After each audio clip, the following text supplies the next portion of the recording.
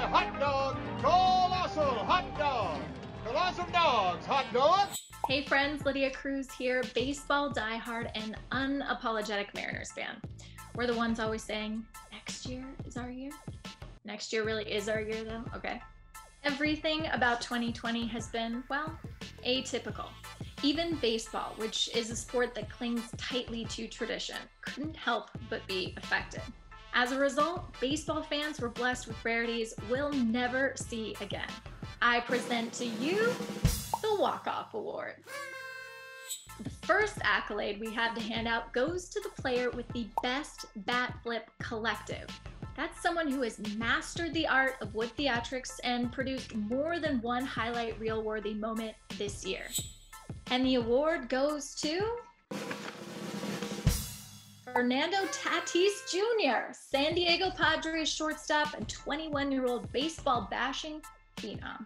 Now, it's hard to pick a favorite Tatis bat flip, but there was something special about this one in Game 2 of the NL Wildcard Series versus the Cardinals.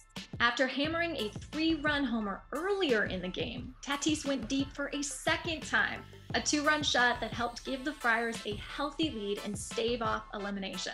The bat flip that followed had everything: launch angle, exit velo, a generous amount of admiration, and a leisurely celebratory stroll up the first baseline. Tatis deserves this award for creating so many moments like this season, and because he gives us hope for the sport. He is creating fans out of youngsters with a bevy of options and sadly waning attention spans. So keep styling your bat flips at home, kids. Our next award in this highly unusual season goes to the team with the best socially distant win celebration. Health and safety protocols force teams to get creative with their celebrations. The result? Sometimes awkward, often adorable, always memorable moments. And the walk-off goes to the Washington Nationals. Fresh off their World Series win, the Washington Nationals didn't have much to write home about in 2020. They finished 26-34, good enough for 4th place in the NL East. But they did provide us with an early preview of what socially distant celebrations would look like when they recorded a win on July 25th. After roughing up the Yankees 9-2 at home, outfielders Victor Robles, Adam Eaton, and Michael A. Taylor met in center field to celebrate.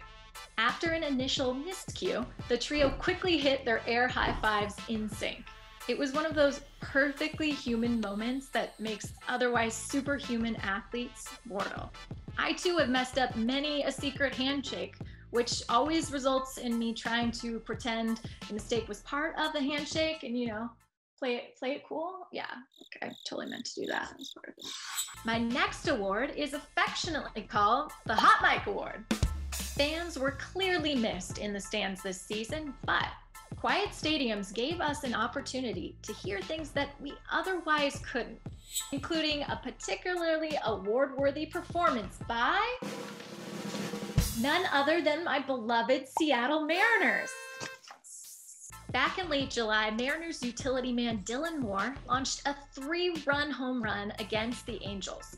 A split second after Demo makes contact, you can hear a teammate call his homer from the bench before Dylan even makes it out of the box. Right up, 1-1. Well struck, deep right center field. Trout watching it, leave the ballpark! I love this moment so much because it is pure Sandlot baseball. It's not quite Hamilton Porter at the plate calling his shot, but it is still pure joy. As y'all know, there were no fans in the stands this year, so teams had to get creative with how they filled their seats. Cardboard cutouts took the place of fans in several stadiums, but some faces stood out more than the rest. That leads us to our next accolade, the award for Best Celebrity Cutout. This year's walk-off goes to the Oakland Athletics, who didn't just have Tom Hanks cut out in the crowd, they actually put him to work. When he wasn't starring in school plays as a teen, Tom Hanks was actually logging hours selling peanuts at Oakland Coliseum, helping satiate A's fans. Nearly 4 decades later, Tom returned to the ballpark thanks to some work by Oakland's creative team. The A's dug up a photo of young Hanks as a vendor and immortalized it in cardboard. Tom even donated his vocals to the project. Hot dog here, hot dog. Colossal hot dog. Colossal dogs, hot dog. Bravo, Oakland, for turning 2020 lemons into a brimming box of chocolate. Now, not everything about 2020 was unpredictable. Some things, in fact, were eerily similar. If there's one thing fans can count on, it's for mascots to bring the fun, and usually weirdness. Even without crowds, the show must go on. And so we have to recognize this season's best mascot. The walk-off goes to the Phillie Phanatic. Who else but the pear-shaped green wonder near and dear to our hearts? Our favorite flightless bird. He could have phoned it in this season. No one would blame him. Not this guy, no. His 2020 motto, no real fans, no problem. He spent opening weekend high-fiving cutouts, attempting group cheers, trying to start the wave, and generally refusing to believe in the laws of physics, motion, or inanimate objects. He even heckled a visiting cutout by obstructing his view and pelting him with silly string. Your move, Gritty. Thank you, friends, for tuning in to our very first, hopefully not our last, Walkoff Awards. I picked a bunch more of these awards, but as they keep telling me, time is limited. So for the rest, check out my article at foxsports.com or in the Fox Sports app. Before we go, I'd just like to thank my mom and my dad and Bryce Harper's hair. Hallelujah. And the MLB Academy, of course. And that is the playoff music. I see what's happening. They are walking me off of my own walk-offs right now. Well, until next time, everybody.